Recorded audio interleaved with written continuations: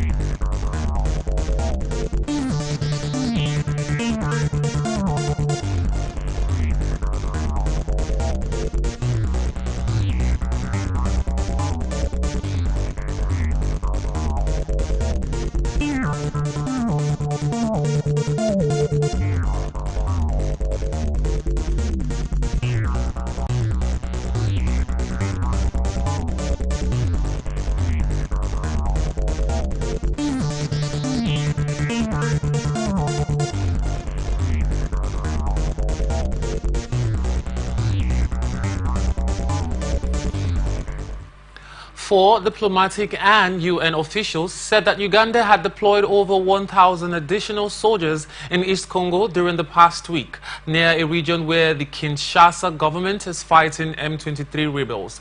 This has heightened fears of regional escalation. Residents reported that they were moving toward the conflict zone. M23, a Rwandan-backed group, recently took control of the regional capital, Goma. This is a mineral-rich and anarchic part of the Democratic Republic of Congo that was ravaged by wars from 1996 to 1997 to 1998 and also 2003. According to UN reports, the extra Ugandan deployment would increase its numbers in that area, officially backing Congo President Felix Tshisekedi against another rebel force to approximately 4,000 to 5,000. Rwanda has troops in the East Congo. Sources said that Uganda has been assisting Congo in its fight against the Islamist Allied Defense Forces (IADF) since 2021. The new deployment, which included between 1,000 and 2,000 troops, was part of a campaign called Operation Shuja. UN experts report that Uganda also supported the ethnic Tutsi-led M23. This is the latest in an ongoing series of Rwanda-backed rebels who have taken up arms on behalf of Congo's Tutsis.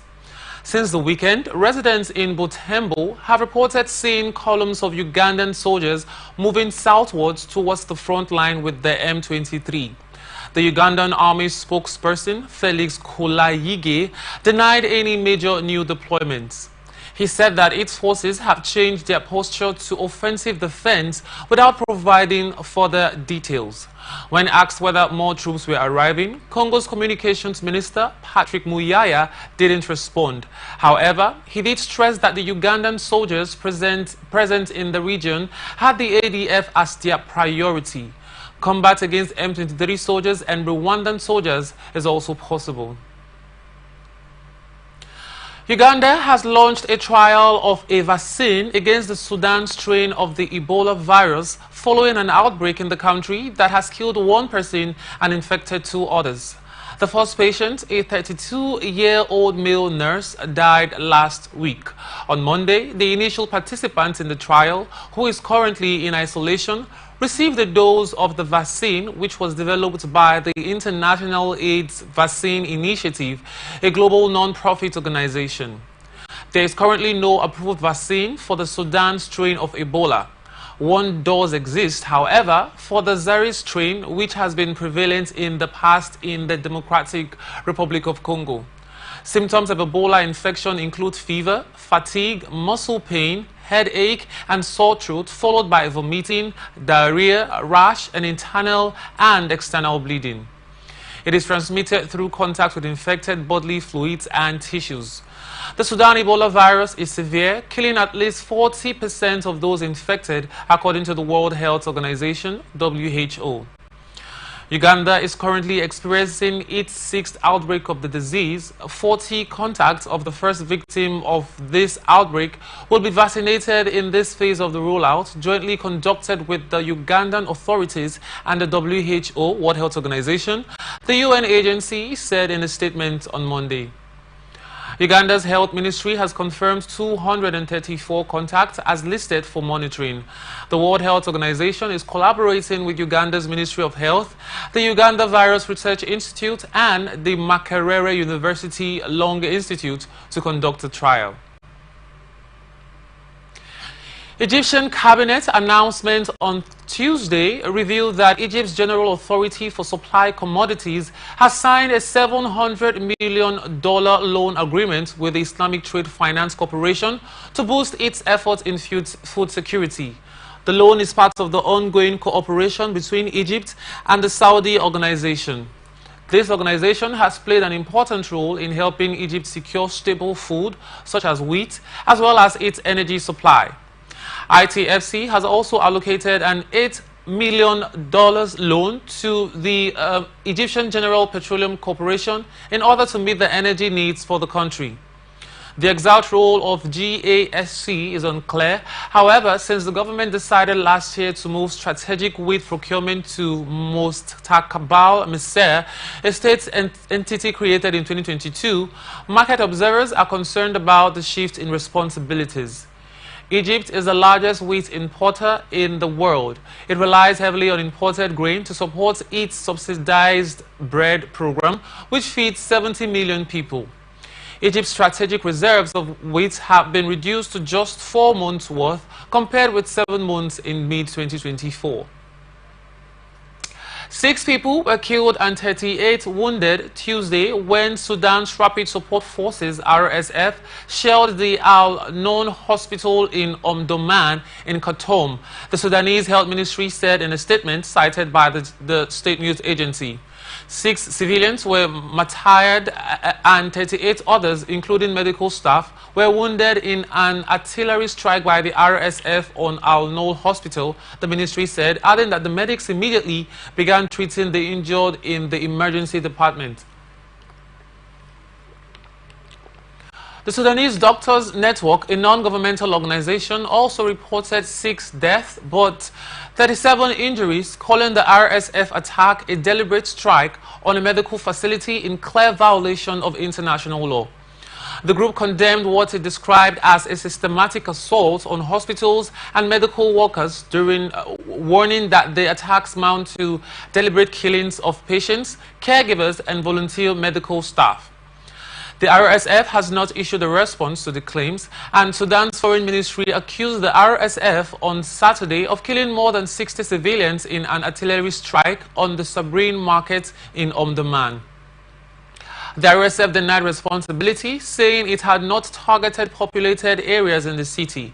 The army and RSF have been fighting a war since mid-April 2023 that has killed more than 20,000 people and displaced 14 million, according to the UN and local authorities. 130,000 international and UN calls for an end to the war and a mountain warning of an impending humanitarian catastrophe as millions face famine and death due to food shortages.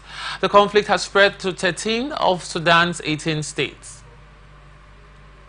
UN mission in Libya, UNSMIL, announced on Tuesday it had formed a committee to propose ways to resolve contentious issues hindering the holding of long-awaited national elections. A political process to resolve more than a decade of conflict in Libya has been stalled since an election scheduled for December 2021 collapsed amid disputes over the eligibility of the main candidates. Libya has had little peace since a 2011 NATO-backed uprising, and it split in 2014 between eastern and western factions, with rival administrations governing in each area. An UNSMIL statement named the advisory committee 13 men and 7 women members and said they would meet for the first time next week in Tripoli. The role of the advisory committee will be developing technically sound and politically viable proposals for resolving outstanding contentious issues to enable the holding of elections, said UNSMIL. UNSMIL said that the committee's proposal will be submitted to the mission for consideration for the subsequent phase of the political process. A Tripoli-based Government of National Unity (GNU) under Prime Minister Abdul Hamid al-Debay was installed through a UN-backed process in 2021, but the Benghazi-based House of Representatives HOR no longer recognizes its legitimacy. Beiba has vowed not to cede power to a new government without national elections. Many Libyans have voiced skepticism that their political leaders are negotiating in good faith, believing them to be unwilling to bring forward elections that might remove them from their positions of power. Last month, UN Secretary General Antonio Guterres appointed Hannah Sewa Tete of Ghana as Special Representative for Libya and head of UNSMIL, succeeding Abdoulaye Bathily of Senegal. U.S. Postal Service says it has suspended the acceptance of incoming international parcels from China and Hong Kong until further notice, threatening the business models of e-commerce giants Shein and Temu. It did not provide a reason for the suspension, but said in a statement on Tuesday that the flow of letters will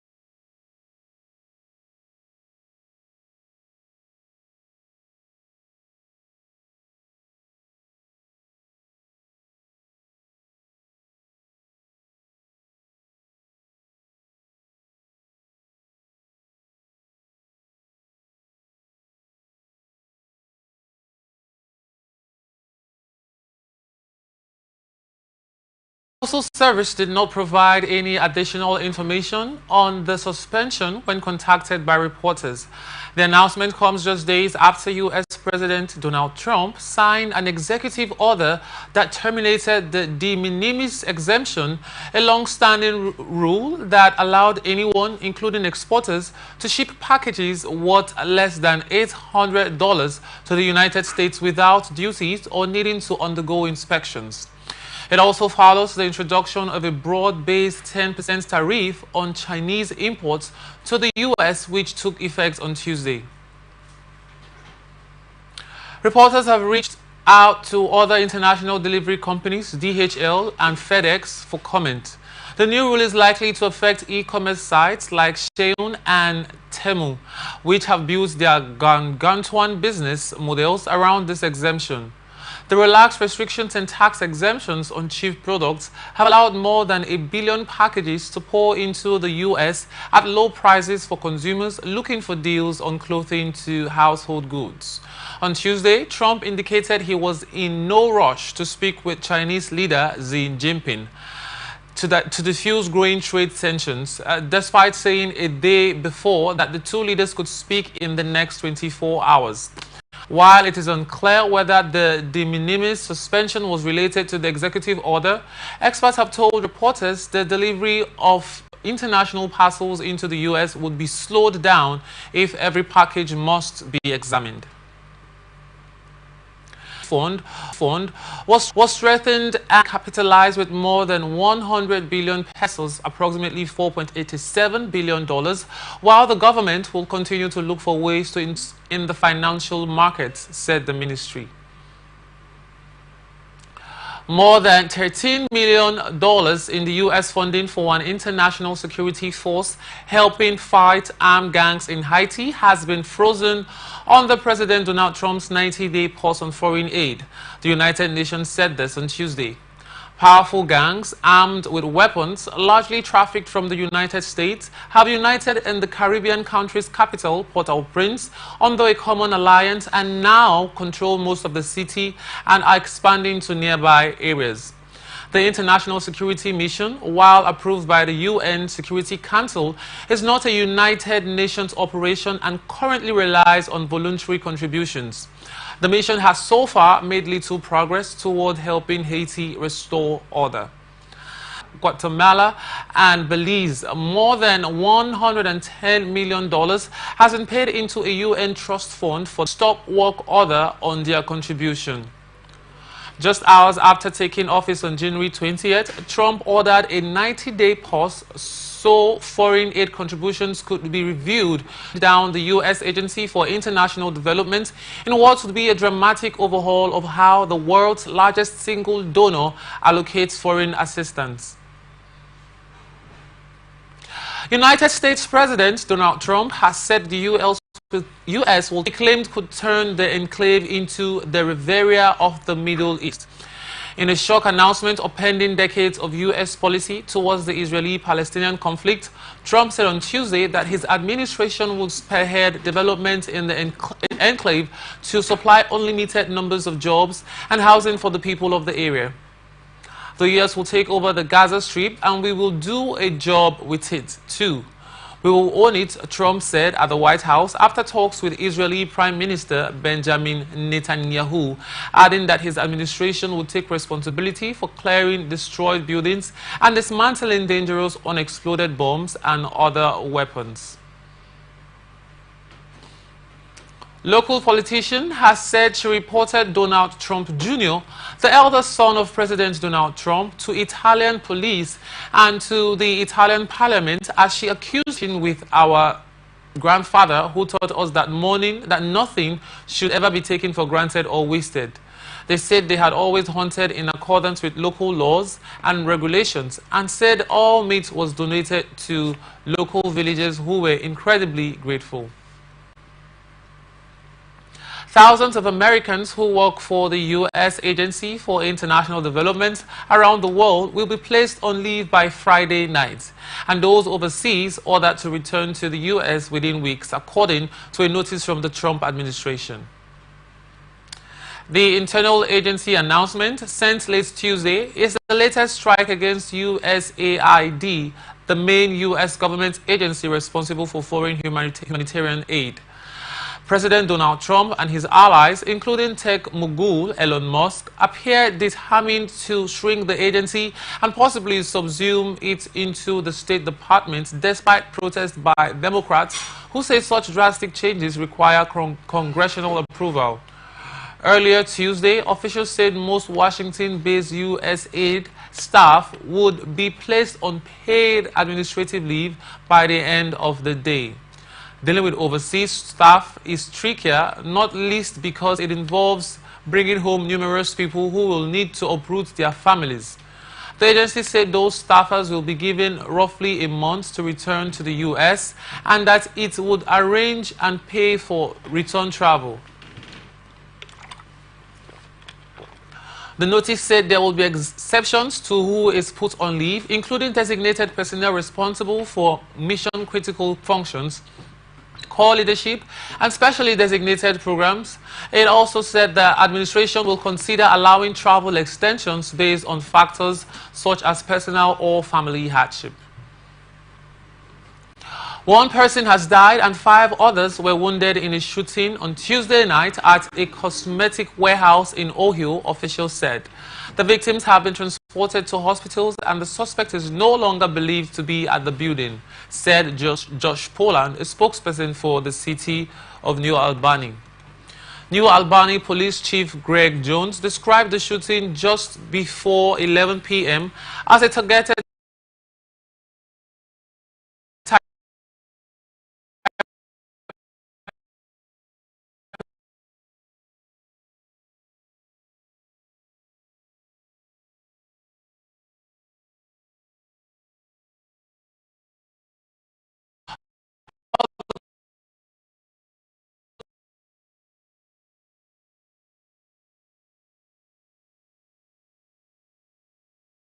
to shrink the federal government and shape it to his agenda.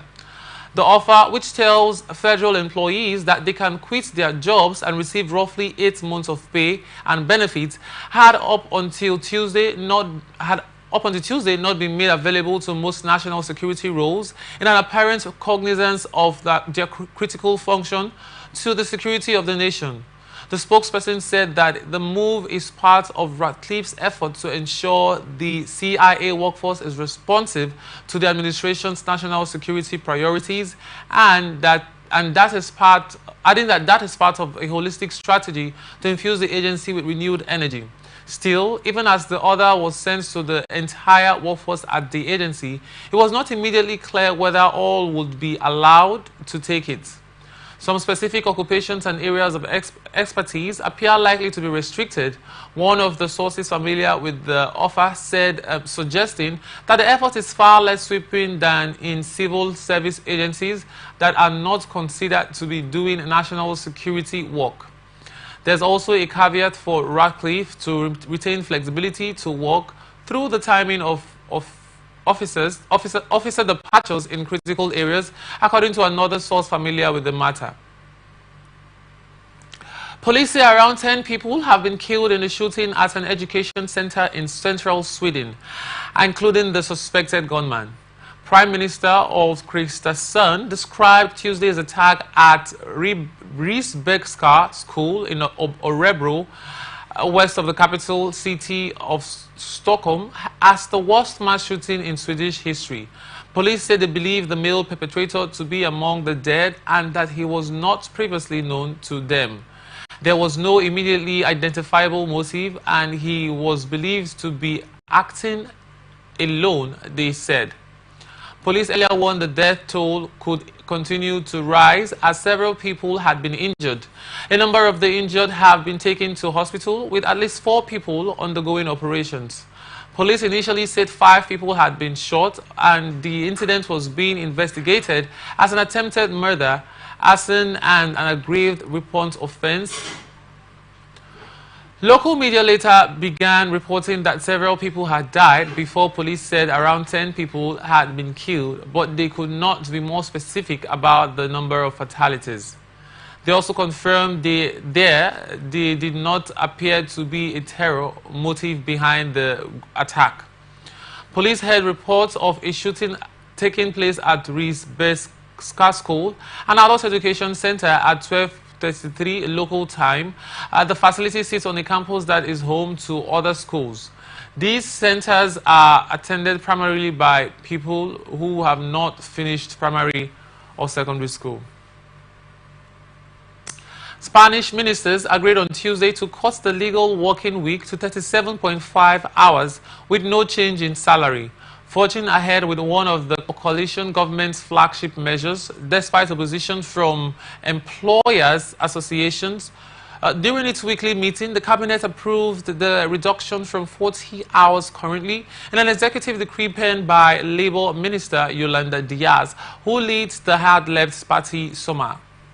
This proposal is about living better, working less, and being much more productive and more efficient economically. The measures still need to be approved in Parliament, where the central left government, led by Socialist Prime Minister Pedro Sanchez, lacks a clear majority and depends on balancing the demands of several smaller parties to pass legislation. Diaz, who is also Deputy Prime Minister, made the plan to reduce working hours by the end of 2025, central to her party's support for Sanchez's premiership. But the centre-right Catalan separatist party, Junts, has already signalled resistance to the proposal, while the main body for employers, CEOE, has said it would raise Spanish firms' cost and make them less competitive. After months of talks between the YAS and unions and employers, representatives' negotiations with CEOE broke down in November after it insisted the shorter week should not be imposed by law but through the collective bargaining to suit each company's needs. The corporate world is in favor of dialogue but not in favor of monologue, CEOE Chief Antonio Garamendi said on Tuesday. Diaz has also clashed with Economy Minister Carlos Cuerpo, whom she accused of siding with employers after he proposed delaying the change by a year to give small businesses time to adapt. Spain's central bank and former Economy Minister have both warned that higher labor costs could fuel inflation and curb job creation. After the cabinet decision, Cuerpo said companies could resist the change given Spain's strong economic growth, declining inflation, and an unemployment rate at a 16-year low.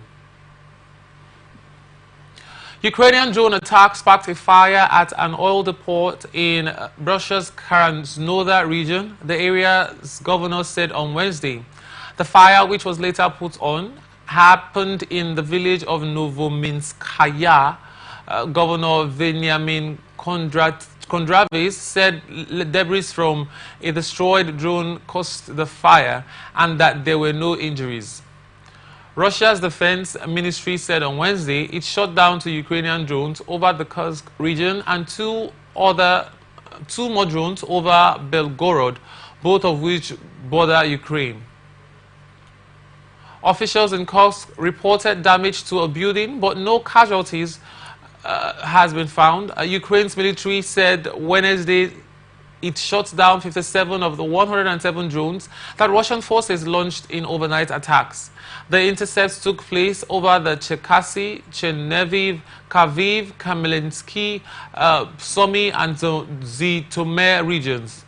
Kharkiv Governor Ole Shienhubov said the attacks damaged several buildings and injured one person. Officials also reported damage to buildings in Kharkiv, Krinvorad, and Sumy. The head of the International Atomic Energy Agency warned Tuesday that Russian attacks on Ukraine's power grid or substations could disrupt supply and pose the risk of accidents. Rafael Grossi visited an electrical substation in Kyiv on Tuesday, saying on X that the structure is an important part of Ukraine's power grid, essential for nuclear safety. Grossi said that the situation is quite dire. We should not hide the fact that As you can see, this infrastructure has been degraded. He also said that he was impressed with the work now being done to ensure nuclear safety. Israeli Prime Minister Benjamin Netanyahu said on Tuesday that he was coming to peace between Israel and Saudi Arabia and that he believed he would succeed in achieving that goal. I think peace between Israel and Saudi Arabia is not only feasible, I think it's going to happen, Netanyahu told reporters in Washington. I'm committed to achieving it.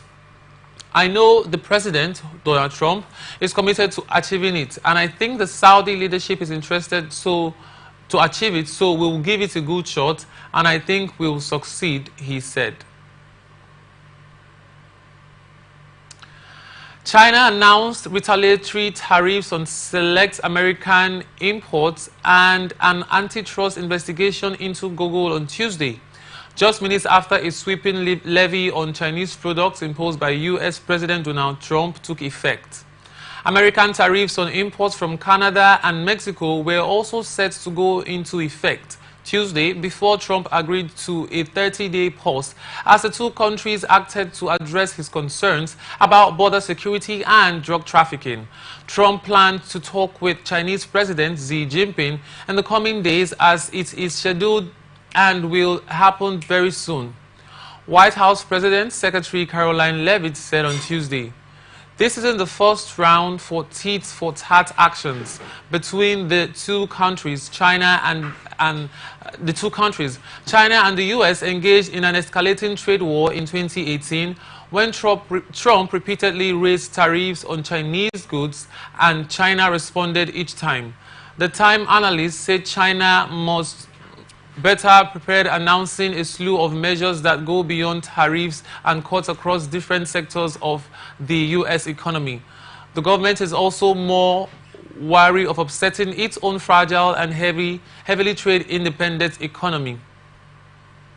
China said it would implement a 15% tariff on coal and liquefied natural gas products, as well as a 10% tariff on crude oil, agricultural machinery, and large engine cars imported from the U.S. The tariff will take effect next Monday. We'll go on a short break, and when we return, we'll continue with the rest of the stories. Please stay with us.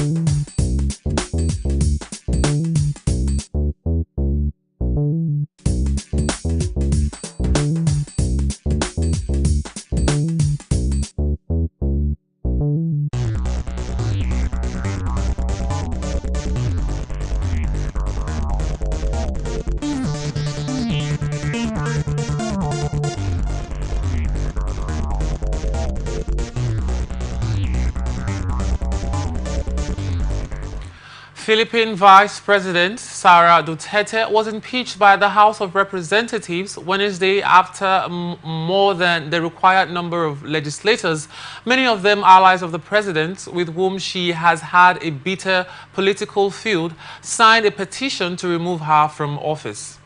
House of Representatives Secretary General Reginald Velasco told the plenary meeting of the lower chamber of Congress that at least 215 lawmakers have signed a petition to impeach Duterte, more than enough for the powerful House to impeach her. With enough endorsements by House legislators, the impeachment complaint was ordered transmitted to the Senate, which will serve as an impeachment tribunal that would try the vice president, the daughter of former President Rodrigo Duterte. The vice president, who didn't immediately react to the House move to impeach her, and her father have been politically at odds with President Ferdinand Marcos Jr. and his camp, including the majority of House legislators. The vice president, regarded as a possible presidential candidate after Marcos's term ends in 2028, has faced at least 4 impeachment complaints by several legislators and left-wing activist groups over a range of issues. Only the latest impeachment complaint, accusing the vice president of violating the Constitution, betraying the public trust, corruption and other high crimes, and signed by the 215 legislators, will be sent to the Senate for her trial. According to legislators, efforts to impeach the vice president may be hampered by a lack of time. The House impeachment came on the last day of congressional session before campaigning begins for midterm elections in May that will select new legislators for the House and Senate. A special session could be called to allow the Senate to bring Duterte to a rapid trial. Singapore has passed a law designed to protect against foreign interference in its race-based clans and business associations, as the government looks to limit outsiders from undermining foreign affiliations and their leadership. Thailand has cut electricity, internet and fuel supplies to 5 border areas in Myanmar. A senior Thai